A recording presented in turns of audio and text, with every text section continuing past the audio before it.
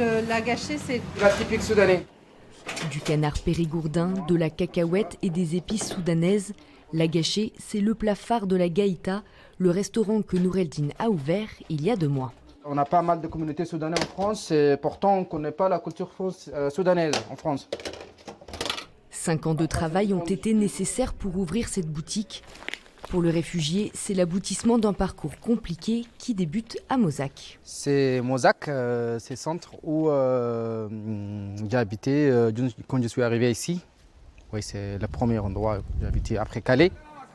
En 2015, Nour El-Din est placé dans ce centre d'accueil temporaire avec 50 autres migrants, pour la plupart originaires du Darfour. Cours de français, découverte de la Dordogne, ils seront suivis pendant 5 mois par les associations locales. Malgré des conditions parfois difficiles, Nour El-Din tombe amoureux de la région, au point d'y redéposer ses valises après un séjour à Vannes et à Bordeaux. Encore resté en Dordogne quand je suis parti. J'ai collé toutes les cartes Bergerac, de Sarlat, de Lalande, de Mozac, toutes les cartes que j'ai eues ici quand j'étais à Mozac, en ma chambre. Malgré les kilomètres, Nour El-Din ne pense qu'à revenir et retrouver ses amis. On avait fêté Noël ensemble ici. On avait même dansé. On a bien dansé quand même.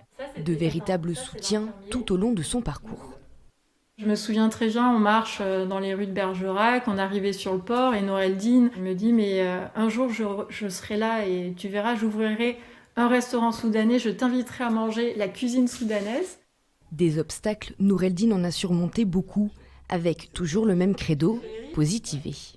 Tout le jour, je pense qu'il ne faut pas lâcher les choses et donc je garde le côté positif, même s'il y a beaucoup de difficultés, je garde l'espoir. Hyperactif, il préfère désormais regarder vers l'avenir. Sa prochaine étape, multiplier le concept de la Gaïta un peu partout dans la région.